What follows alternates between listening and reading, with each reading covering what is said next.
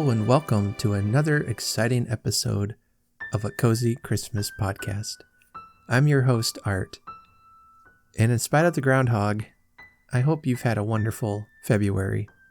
I saw something online that Groundhog Hunting Day is going to begin on February 1st.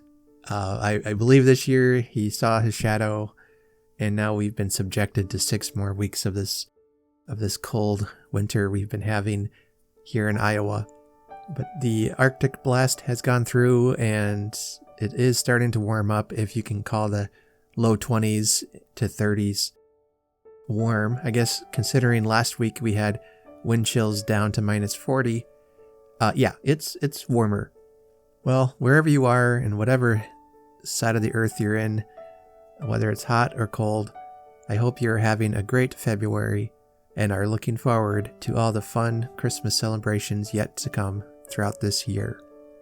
Some exciting news. Last week I was interviewed for a fellow Christmas podcast called Christmas Time in the City, hosted by Chris and Chris, who live in New York City.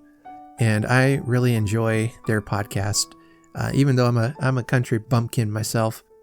But I enjoy their podcast. Really had a lot of fun on their episode, and I'll make sure to post that episode when it comes out on my social medias, so keep an eye out for that. We played a couple of quiz games, which at least for part of them, I epically failed on, and my answers were nowhere near even close to being right. But to be fair, math is not one of my strong points, so so there's that. But I look forward to sharing that with you. We had a great time on their podcast, and I'm hoping to have them on sometime this year as well.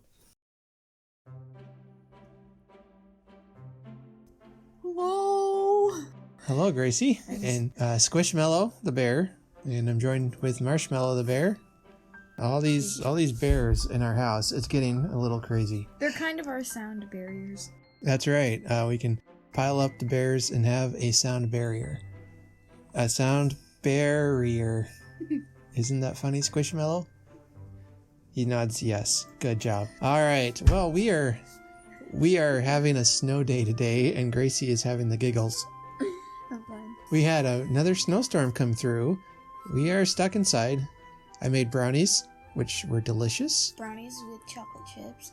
You know what would have made it better is chocolate ice cream and chocolate syrup and chocolate sprinkles, all the chocolate stuff. Oh, that all sounds good. So today we are here to bring you some holly jolly fun.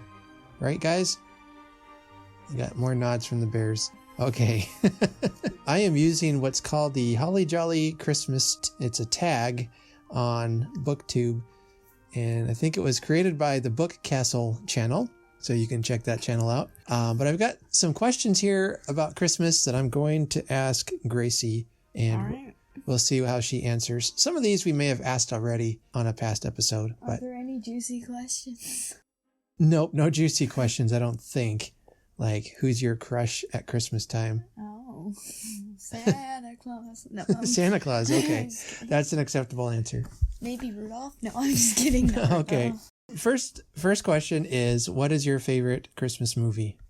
This is so hard. I Yeah. I really like all of the movies, honestly. Taking time to edit this out. I don't know. I like all of them. You like all of them? That's an acceptable answer. It's just like, I like Elf. Elf is funny. Yeah. I like just your classics, you know. And you liked the new Grinch. Yeah, I like that one. And you liked Elf. I have so many favorites. I just can't name them all. Yeah, it's too. Hard to pick a favorite because they're all good, honestly. It's kind of hard to find a Christmas movie that's bad. I mean, you can find them. That's right. Yeah. Well, and they're all pretty funny. We enjoyed some new ones this year, and you liked that new Christmas Chronicles movie. Mm-hmm. It was kind of silly and stupid at the same time, though, but it's still fun. Yeah, the second one you liked too, even in the first one we liked. So, all right, number 2. Are you on the naughty list or the nice list this year? Or I guess, were you on the naughty list? I don't know. I have to ask that Santa. I guess you have to ask Santa that one, yeah. I think it depends on the time, or because sometimes we all make mistakes and we're naughty sometimes, so it might depend on the time of day or even the just the days in general. But I wouldn't say I'm always on the nice list, but I wouldn't say I'm always on the naughty list, just like your average kid. Well, I think as your parent, you were on the nice list this year, so your brothers were on the naughty list. Was I on the nice list or the naughty list? Squishmallow, you came for Christmas, so... Oh, that's right. You were a present. I was shoved in a box and then mailed, and then I came here and this guy threw me on the porch, and then they took me inside and put me in a different box and wrapped me up and threw me under a tree until she opened me and gave me hugs. Oh, what an adventure. Take that out. All right, number 3. Of course I will. Number 3. Have you ever had a white Christmas? I think so. Oh, yes, we have. But one year, the past few years have just been kind of depressing. Like, I think it was 2016. We just had, like, rain, and it was horrible. Last year, it was, like, 60 degrees on Christmas. 2019, and then... Maybe not that hot, but, like, there was, like, one teeny patch of snow, and it was, like, 55 degrees out, so that was stupid. This year, it was, like...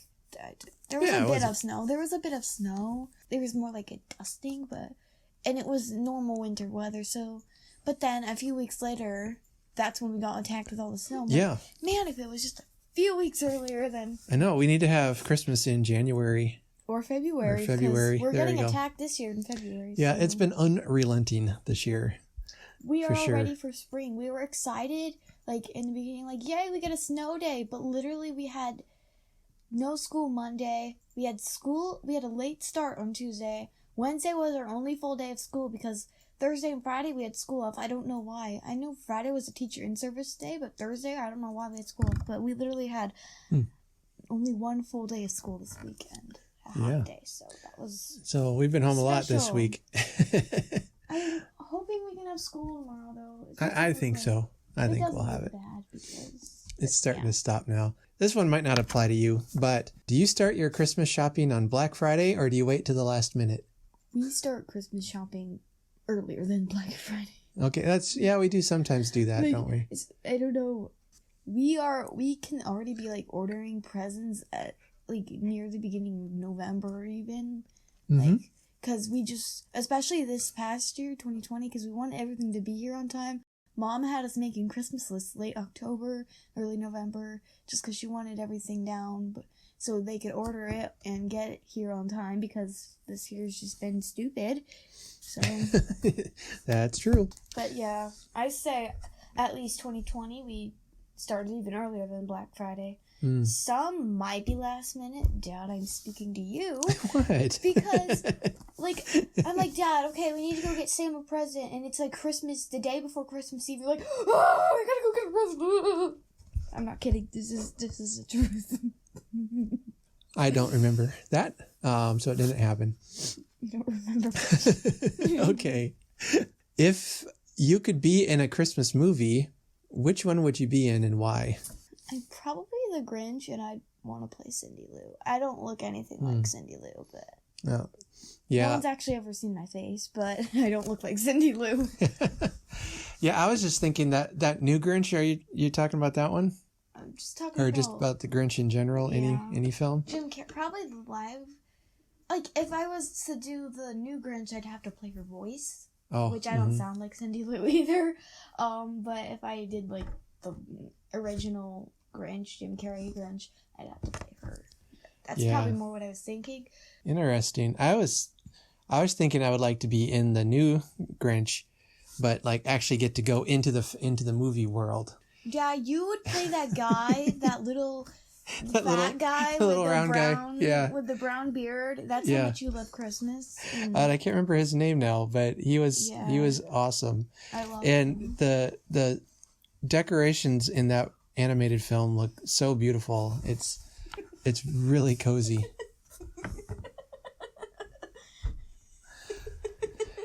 Oh, we have misbehaving bears. Okay. I know. Can you name all of Santa's reindeer? Dasher, Dancer, Prancer, Vixen, Donner, Cupid. I'm not going. Dasher and Dancer and Prancer and Vixen, Donner and Cupid and Donner and Blitzen, Rudolph. Yep. That's it? I think so. I got it. Wow.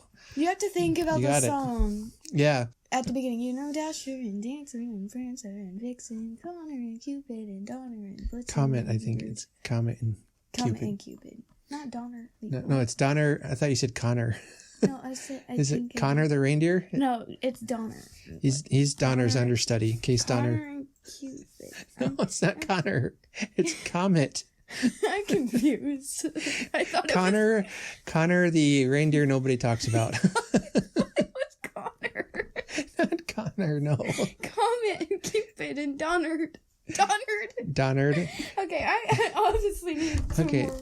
So this is the B string for Santa's elves. Dasher and Dancer and Prancer and Vixen, Donner. No, Comet and Cupid. Cupid. Donner and Blitzen. Okay, there we go. Now we got it. Okay. I keep mixing them up. Donner is a reindeer, but I just had it. Yeah, and Connor, he's one of the other reindeers nobody talks about. He's the invisible reindeer. He's the weirdo. Connor and Cupid. Connor is the weirdo that stays home. I thought Connor was a reindeer. Oh boy, now we got the giggles.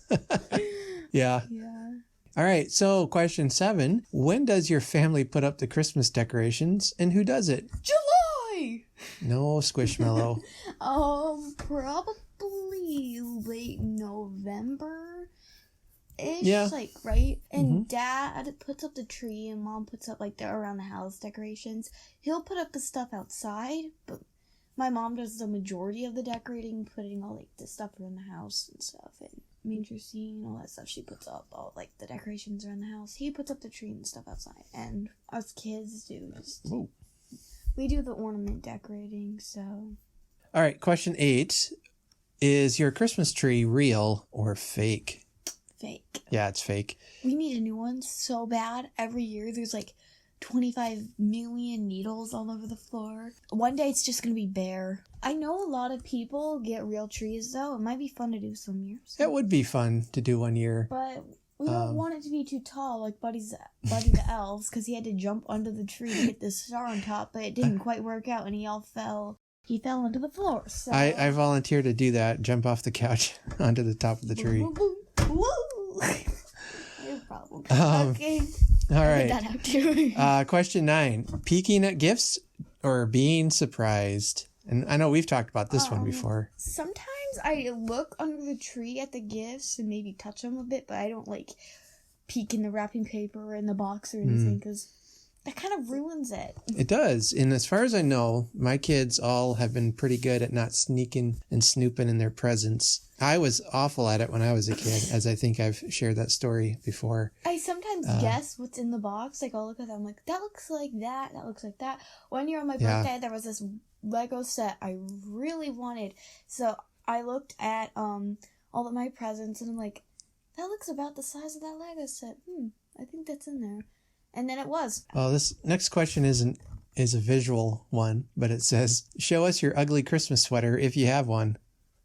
You don't really own it. No, we don't really do. No. At the high school my son goes to, the cheerleaders had a fundraiser where they were selling sweatshirts that look like ugly Christmas sweaters, and it has the school name on it and everything, and the school colors. So red, white, and blue, not very Christmassy, but right. Whatever. But it looks like an ugly Christmas sweater has the name of our school on it. So I had to get that, and that was pretty awesome. Yeah. I was really excited to get that, and it's quite cozy. Yeah. All right. Here's a juicy one. If you could be under the mistletoe with anyone, who would it be? The truth comes out now. I had a crush, but I forgot who. Oh, I'm a YouTuber. A YouTuber? Oh, my.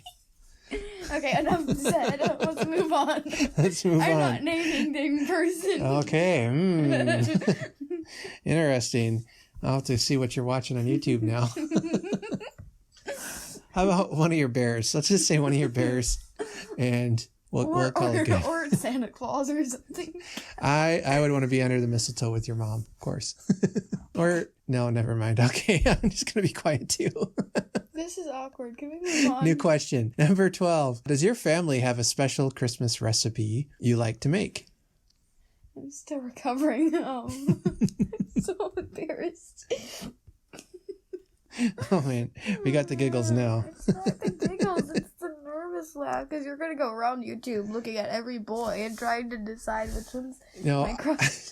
I guarantee I will not be going on YouTube. But you're going to look at my computer every screen. video of boys on YouTube.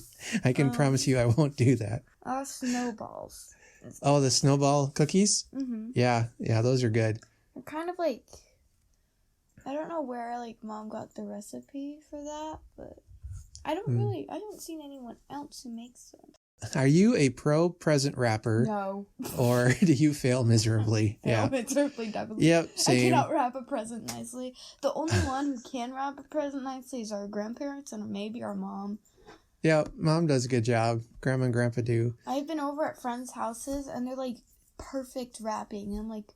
My house, we don't care. We just... I would put them all in a gift bag, but... Like, I try, or but, like, I fail. A Walmart bag or something. Here you go. But I guess it talks about... One time my mom wrapped a present in my dad's underwear. They were boxer shorts. Or something. All right, I'm going to cut that part out. We're not. All right. Question 14, on to better questions. Have you ever gone Christmas caroling? Yeah. Yep, we have. There's a retirement home in town here that we've gone to go Christmas caroling there. And we've gone Christmas caroling as a family. Yep, as a family, we do that to some of the people we know. Pretty much all of us can sing, so... We didn't go this year, though, because... We did a little bit. Did we? Oh, we did, yeah. We went and delivered cookies and we sang. That's right. I forgot about that. On Christmas Eve, in fact, I think it was, wasn't it? Mm-hmm. Yeah. Hello, everyone. Oh, hi, Squishmallow. My name is Squishmallow. Or Squishy. Whatever you refer me as. Okay. Do you like Christmas? Yes, I love Christmas. I love everything. Oh, good. Do you make... Get out. Take that. Do you make New Year's resolutions and do you stick to them? Kind of, sometimes. Sometimes I forget them all, but other times, no. Yeah, I don't. Usually I always joke that I make a resolution to not make a resolution.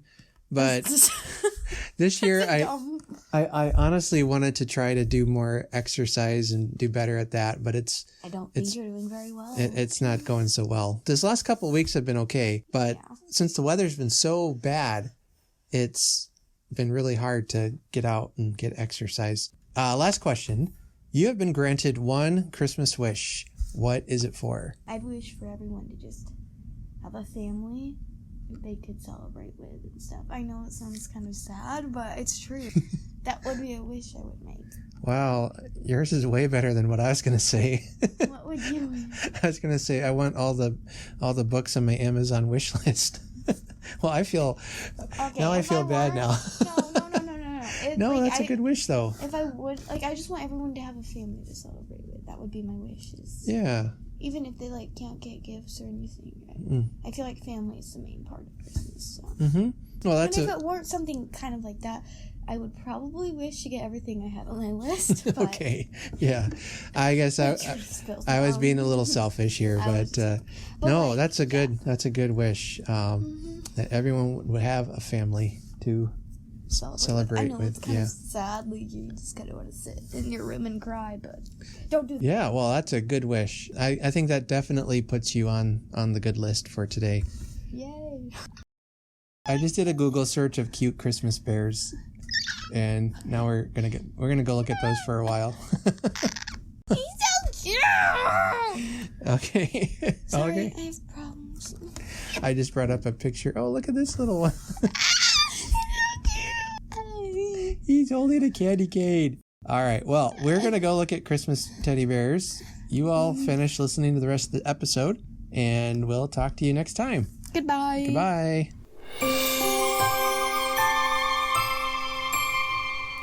All right. Next, we have a listener memory from Rick. Now, this is the last one he has sent in. So, Rick, we might need to hear more from you here in upcoming episodes. I've got a couple of other memories that have come in. So if you have a Christmas memory, no matter what time of year you're listening to this, just email that to me or send in a voice recording and I'll get you on the show. You can send that to cozychristmaspodcast@gmail.com or reach out to me on any of the social medias like Facebook, Twitter, or Instagram, and I'll read your memory on the show. And Rick says, as you may remember, I appreciate a variety of music, especially around Christmas time. While I love Christmas music, so much of it is redundant even when performed by different artists. However, I almost forgot about one song that sends me back to my childhood Christmases like no other. And perhaps I may be the only person in the world who has this reaction. That song? Downtown by Petula Clark. When I was young, growing up in Lafayette, my daily world was restricted to the areas that I could reach on my bicycle. I had school in the neighborhood, as well as a couple of neighborhood shopping centers before the advent of malls and their adverse effect on local businesses. We had Danner's 5 and 10 cent store, sometimes called the 5 and Dime, and Osco Drugs with their Woolworth-style lunch counter. We had a donut shop, Hall's service station, a couple of pizza shops, and a Marsh grocery store. So when we got to go downtown, that was something special. Lafayette had a beautifully ornate courthouse and a very beautiful downtown area, which played host to the annual Christmas parade, making downtown even more special at Christmas time. Around the courthouse were a variety of stores, each decorated inside and out for Christmas. There was Penny's, Loeb's, a local department store, things like that, all trying to lure the customer in with their elegant window displays. By far, my favorite store was Western Auto, which had everything a young kid could want, from BB guns to walkie-talkies. And like silver bells, there seemed to be a Santa's helper ringing bells on every street corner. So every year, my parents would load the kids up into the station wagon and head downtown for the parade, and let us visit Santa inside Loeb's. After that, we would spend hours window shopping, pointing out things we would like, before heading to the Christmas tree lot to choose our tree. It was wonderful, just like a Christmas story. Now, when I hear the song Downtown, I immediately go back to those innocent Christmas days downtown, where the lights are much brighter there, and we can forget all our troubles, forget all our cares. Not the typical Christmas song, but it sends me back to Christmas nonetheless. And then Rick wishes us a Merry Christmas. So I've been trying to think if there are non-Christmas songs that put me in a Christmas mood. Now, I know some of you will say, well, Jingle Bells technically isn't a Christmas song since it doesn't mention Christmas, or Winter Wonderland, things like that. And I think that's kind of cheating, though, because we just associate those with Christmas. So if there are some songs that aren't necessarily Christmas songs, but they put you in the Christmas mood, let me know about those. I think it'd be interesting to hear from you if you have that connection with Rick. Yeah, there's a song that's not a Christmas song, but it reminds me of Christmas. I want to hear about that. So let me know. And I love the picture Rick paints here about his time as a child and going downtown and seeing all the exciting Christmas things. I lived in a similar town from the sounds of it where, and this was even in the 90s, where I lived in Washington for a while in Port Townsend, and we had a 5 and Dime there, and there was that lunch style counter at a drugstore that we also shared that in common. A lot of fun places to go. Port Townsend, if you've ever been there, it's a real neat old-fashioned town in that sense. There's a lot of Victorian style houses built, and it's located right on the bay, so you see the ferry boats going in and out and all kinds of shipping traffic happening around. It's a beautiful town, and even though it didn't snow very often there in Washington, it still looked very Christmassy when it came Christmas time. So a lot of fun memories there. So thanks, Rick, for bringing those up, and I hope you hear Downtown often throughout this coming year to help you stay in the Christmas spirit.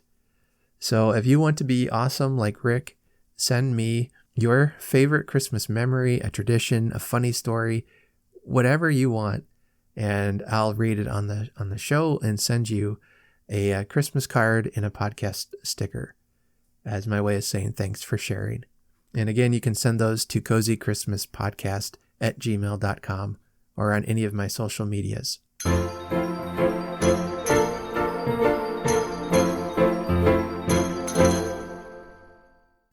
right, this next segment is something new I'm starting called the Cozy Christmas Book Corner. I'm going to be talking about probably about once a month or so about a Christmas book that I've enjoyed, and some of them I'm going to be reading for the first time. So I don't know if they're going to be good or not, but they sounded interesting.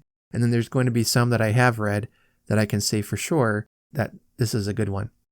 And when I can, I'm going to hopefully have the author on to talk about their book a little bit too. So for the first book I want to recommend to you this year is by a podcaster named Beth Kempton. And I've talked about her podcast before. And she has a podcast called the Calm Christmas Podcast. So her book is called A Calm Christmas and a Happy New Year, a little book of festive joy. It is basically an expansion on her podcast where she gives a lot of tips and hints on how to have a Christmas that is calm and refreshing and restorative. So instead of starting the new year completely wiped out and overwhelmed and frazzled, her goal is to help you to be able to balance your life and your interests in how you celebrate so that it recharges you and prepares you for the new year. So a little bit about Beth. According to her Goodreads author page, it says that she is an award-winning and best-selling author of Wabi Sabi, Japanese Wisdom for a Perfectly Imperfect Life, as well as the books Calm Christmas and A Happy New Year, We Are in This Together, and Freedom Seeker. Beth's books have been translated into 24 languages, chosen as an Apple USA must-listen audiobook on iTunes, and recommended in Time Magazine, British Vogue, The Telegraph, Sunday Times Style, and Psychology's Magazine, among others. Beth has 2 degrees in Japanese and has spent many years living and working in Japan, which she considers her second home. She is also a qualified yoga teacher and a Reiki master, and I'm not sure what that is. I apologize if I mispronounced that, which is trained, and she's trained in the Japanese tradition in Tokyo. As founder of the company Do What You Love, Beth has produced and taught online courses and workshops that have helped tens of thousands of people all over the world to discover their passion, explore their creativity, and live a more inspired life. She describes herself as a wanderer, an adventurer, and a seeker of beauty. Beth is also the mother of 2 small girls who fill her with joy every single day. And you can find out more about her on bethkempton.com as well as dowhatyouloveforlife.com. And she's on Facebook and Instagram as well. I had really wanted to have her on the show today, but our schedules weren't going to work out. She has written a wonderful self-help book in Calm Christmas and a Happy New Year. Yeah, there are hints and tricks on how to get yourself better organized for Christmas, but it's transferable information that you can apply to any area of your life. She guides you through finding out what truly matters to you when you celebrate Christmas and putting more emphasis on that than rather spreading yourself too thin, trying to do everything. Basically, as the description of the book says, it is full of personal stories, tips and advice for slowing down, staying calm, and connecting with others. It offers a welcome retreat from the pressure to create the perfect Christmas. This book came out in 2019, and I gotta say, how timely was that? Because the information in that book is perfect for this past year of quarantine and COVID Christmas. It's like she knew what was coming and was able to give us help that would even work during a time of quarantine. Hopefully this year we won't have to worry about COVID and quarantining and all that. So if you're just looking for a self-help book on how to be better organized, and if you're just wanting somebody to speak peace and calmness to you, I really recommend checking out her book and her audiobook too, her podcast. Her voice is so soothing and calm. Her help that she offers is common sense. You're left thinking, well, why didn't I think of that? And sometimes we need that voice of calm and peace in our life to just help us organize our chaotic thoughts. And this book will certainly do that for you. So if you enter January completely overwhelmed and at wit's end and buried under mountains of debt that racked up over December, then this book might be for you. If you enjoy just hearing somebody share little personal stories and just exuding this sense of calm and peace, again, I'd recommend her book and her podcast. Some of the other things she's involved with, I don't know a whole lot about, but from the sound of it, dowhatyouloveforlife.com. I might be checking that out more, see what they have to offer there. I mean, this is partly where this podcast has come from, is doing something that I love and wanted to do, and how much enjoyment I've gotten out of this.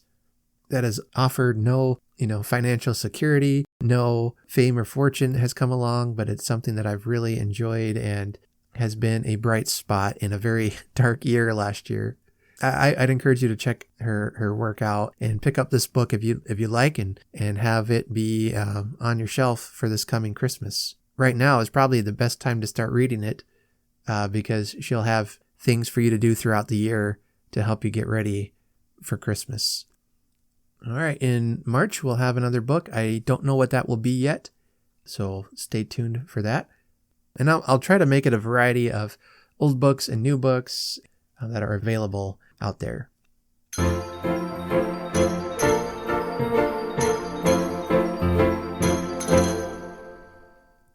Now, if you're a longtime listener of this podcast, you know I love a good story, and I love books. Specifically, I love to collect books by Charles Dickens. I have all of his novels, and I'm now in the process of collecting some of his nonfiction work and short story collections. But I also do have multiple copies of the same title. If I happen to like the way one book looks and the way it's crafted, sometimes I'm a sucker and have to get it. And so I'm working on having a unified collection, of all one type. There are also different other authors I love to collect, like Ray Bradbury, Louise Penny, Alan Bradley, Alexander McCall Smith has just a genius when it comes to writing stories. So our story today is about a man who loves Edgar Allan Poe and loves to collect his books. The story is called The Set of Poe by George Ade. George Ade lived from 1866 to 1944. According to Wikipedia, so take this for what it's worth, that he was an American writer, syndicated newspaper columnist, and playwright who gained national notoriety at the turn of the 20th century with his Stories of the Streets and of the Town, a column that used street language and slang to describe daily life in Chicago, and a column of his fables and slang, which were humorous stories that featured vernacular speech and the liberal use of capitalization in his characters' dialogue. Ade's fables and slang gained him wealth and fame as an American humorist, as well as earning him the nickname of the Aesop of Indiana. His notable early books include Artie, published 1896, Pink Marsh, published 1897, Fables and Slang, published 1900, the first in a series of books, and In Babel, 1903, a collection of his short stories. His first play produced for the Broadway stage was The Sultan of Sulu, written in 1901. The Shogun and his best-known plays, The Country Chairman and The College Widow, were simultaneously appearing on Broadway in 1904. Ade also wrote scripts and had some of his fables and plays adapted into motion pictures. George Ade sounds like one of those authors that I should have known about, but didn't. But then when I read about what he wrote, I've heard about some of his work. He might be worth checking out more. But this is the only story I know about by him. This is a humorous story, and this was first published in 1903. The Set of Poe by George Ade. Mr. Waterby remarked to his wife, "I'm still tempted by that set of Poe. I saw it in the window today, marked down to $15. Yes? Said Mrs. Waterby with a sudden gasp of emotion, it seemed to him. Yes, I believe I'll have to get it." "I wouldn't if I were you, Alfred," she said. "You have so many books now." "I know I have, my dear, but I haven't any Set of Poe, and that's what I've been wanting for a long time. This edition I was telling you about is beautifully gotten up." "Oh, I wouldn't buy it, Alfred," she repeated, and there was a note of pleading earnestness in her voice. "It's so much money to spend for a few books." "Well, I know, but..." And then he paused for the lack of words to express his mortified surprise. Mr. Waterby had tried to be an indulgent husband. He took a selfish pleasure in giving and found it more blessed than receiving. Every salary day he turned over to Mrs. Waterby a fixed sum for household expenses. He added to this an allowance for her spending money. He set aside a small amount for his personal expenses and deposited the remainder in the bank. He flattered himself that he approximated the model husband. Mr. Waterby had no costly habits and no prevailing appetite for anything expensive. Like every other man, he had one or two hobbies, and one of his particular hobbies was Edgar Allan Poe. He believed that Poe, of all American writers, was the one unmistakable genius. The word genius has been bandied around the country until it has come to be applied to a long-haired man out of work or a stout lady who writes poetry for the rural press. In the case of Poe, Mr. Waterby maintained that genius meant one who is not governed by the common mental processes, but who spoke from inspiration, his mind involuntarily taking superhuman flight into the realm of pure imagination, or something of that sort. At any rate, Mr. Waterby liked Poe, and he wanted a Set of Poe. He allowed himself not more than one luxury a year, and he determined that this year the luxury should be a Set of Poe. Therefore, imagine the hurt to his feelings when his wife objected to his expending $15 for that which he coveted above anything else in the world. As he went to his work that day, he reflected on Mrs. Waterby's conduct. Did she not have her allowance of spending money? Did he ever find fault with her extravagance? Was he an unreasonable husband in asking that he be allowed to spend this small sum for that which would give him many hours of pleasure, and which would belong to Mrs. Waterby as much as to him? He told himself that many a husband would have bought the books without consulting his wife. But he, Waterby, had deferred to his wife in all matters touching family finances, and he said to himself, with a tincture of bitterness in his thoughts, that probably he had put himself into the attitude of a mere dependent. For had she not forbidden him to buy a few books for himself? Well, no, she had not forbidden him, but it amounted to the same thing. She had declared that she was firmly opposed to the purchase of Poe. Mr. Waterby wondered if it were possible that he was just beginning to know his wife. Was she a selfish woman at heart? Was she complacent and good-natured and kind only while she was having her own way? Wouldn't she prove to be an entirely different sort of woman if he should do as many husbands do, spend his income on clubs and cigars and private amusement, and gave her the pickings of small change? Nothing in Mr. Waterby's whole experience as a married man had so wrenched his sensibilities and disturbed his faith as Mrs. Waterby's objection to the purchase of the Set of Poe. There was but one way to account for it. She wanted all the money for herself, or else she wanted him to put it into the bank so that she could come into it after he... But this was too monstrous. However, Mrs. Waterby's conduct helped to give strength to Mr. Waterby's meanest suspicions. 2 or 3 days after the first conversation, she asked, "You didn't buy that Set of Poe, did you, Alfred?" "No, I didn't buy it," he answered, as coldly and with as much hauteur as possible. He hoped to hear her say, "Well, why don't you go and get it? I'm sure that you want it, and I'd like to see you buy something for yourself once in a while." That would have shown the spirit of a loving and unselfish wife. But she merely said, "That's right, don't buy it," and he was utterly unhappy, for he realized that he had married a woman who did not love him, and who simply desired to use him as a pack-horse for all household burdens. As soon as Mr. Waterby had learned the horrible truth about his wife, he began to recall little episodes dating back years, and now he pieced them together to convince himself that he was a deeply wronged person. Small at the time and almost unnoticed, they now accumulated to prove that Mrs. Waterby had no real anxiety for her husband's happiness. Also, Mr. Waterby began to observe her more closely, and he believed that he found new evidence of her unworthiness. For one thing, while he was in gloom over his discovery, and harassed by doubts of what the future might reveal to him, she was content and even-tempered. The holiday season approached, and Mr. Waterby made a resolution. He decided that if she would not permit him to spend a little money on himself, he would not buy the customary Christmas present for her. Selfishness is a game at which two can play, he said. Furthermore, he determined that if she asked him for any extra money for Christmas, he would say, "I'm sorry, my dear, but I can't spare any. I'm so hard up that I can't even afford to buy a few books I've been wanting a long time. Don't you remember that you told me that I couldn't afford to buy the Set of Poe?"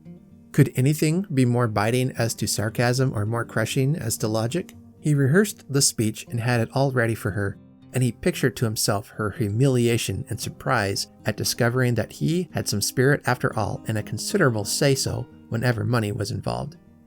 Unfortunately for his plan, she did not ask for any extra spending money, and so he had to rely on the other mode of punishment. He would withhold the expected Christmas present.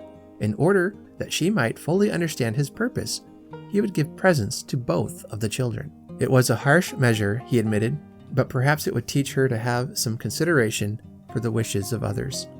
It must be said that Mr. Waterby was not wholly proud of his revenge when he arose on Christmas morning. He felt that he had accomplished his purpose, and he told himself that his motives had been good and pure, but still he was not satisfied with himself.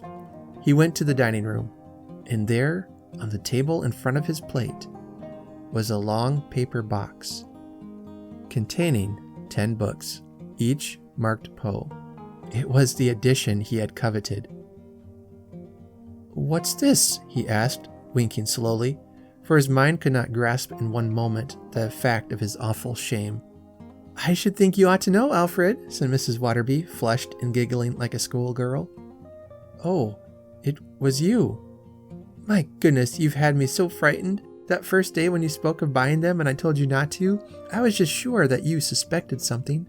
I bought them a week before that." Yes, said Mr. Waterby, feeling the salt water in his eyes. At that moment, he had the soul of a wretch being whipped at the stake. "I was determined not to ask you for any money to pay for your own presents," Mrs. Waterby continued. "Do you know I had to save for you and the children out of my regular allowance? Why, last week I nearly starved you, and you never noticed it at all. I was afraid you would." "No, I didn't notice it," said Mr. Waterby, brokenly, for he was confused and giddy. This self-sacrificing angel, and he had bought no Christmas present for her.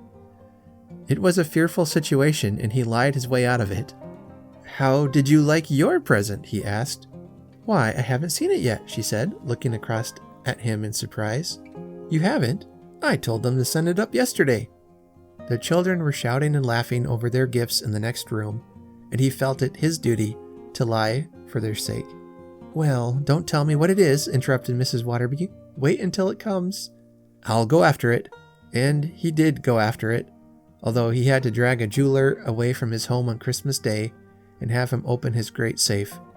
The ring which he selected was beyond his means, it is true, but when a man has to buy back his self-respect, the price is never too high.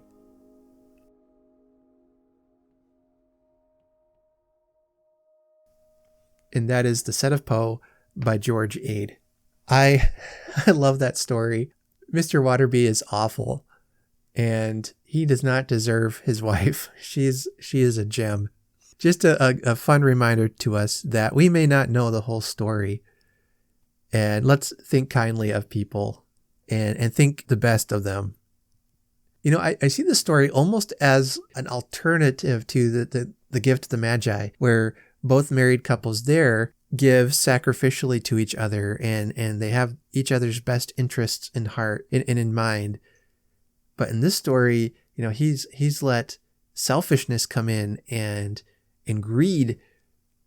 So when his wife doesn't let him buy what he wants, he thinks, "Oh, she's out to get me." He thinks she doesn't want me to be happy. She just wants my money. All these things, and it just builds and builds and builds. And he's left with egg on his face. But the part that really resonates with me is, you know, that desire to collect a set of your favorite author, and you want that so desperately. You know, good reminder too that as enjoyable as these books are, and as enjoyable as those things are, they're just things. Are they really worth sacrificing your relationships for? Some things for us to think about as we look forward to the gift-giving season. Let's give to one another selflessly and think the best of each other. Coming up in March, I've got some episodes planned, and things are going to be real busy for us this coming month, so I'm hoping I can stay on schedule. So just keep an eye out. If you're subscribed to the podcast, they should be downloaded automatically to your podcatcher of choice, or you can always find us at cozychristmaspod.com or cozychristmas.libsyn.com.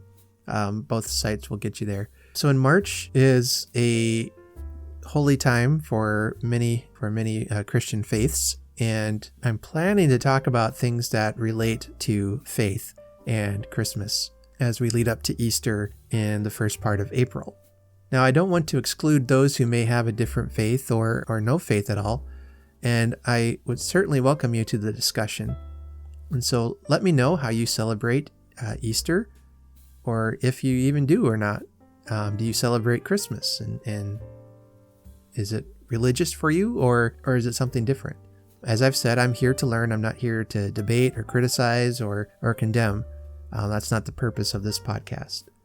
But I want to explore some ideas about faith in the different ways we celebrate. And honestly, right now, I'm not even sure what that's going to look like. As always, I'm behind the curve on things, but we'll be talking about some different things directly related to faith. As I said, this is a very religious and sacred time of the year for many people, with the Lent season and Easter Sunday coming up in April. And so my hope is that I will learn more about what others believe, and that you will learn more about what I believe, and that we can learn from each other. One thing I do know I'll be doing is in March, I'll be reading some things from Dickens again. If you're going to listen to this podcast, we're going to hear from Mr. Dickens for sure. He's written some interesting things about faith and about Jesus, and I'm going to read some of that from his little booklet that he wrote for his kids called The Life of Our Lord.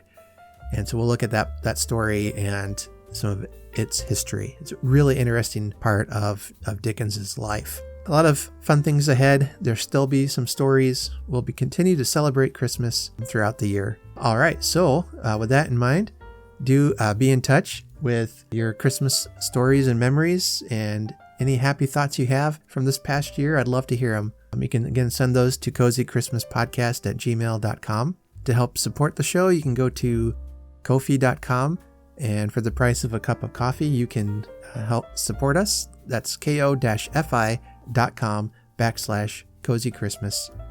And I'm also on Etsy, where you can get a Ebenezer Scrooge ornament, and that all helps the show. For now, be kind to each other and share your stories. And remember that there is nothing in the world so irresistibly contagious as laughter and good humor. Have a very Merry Christmas.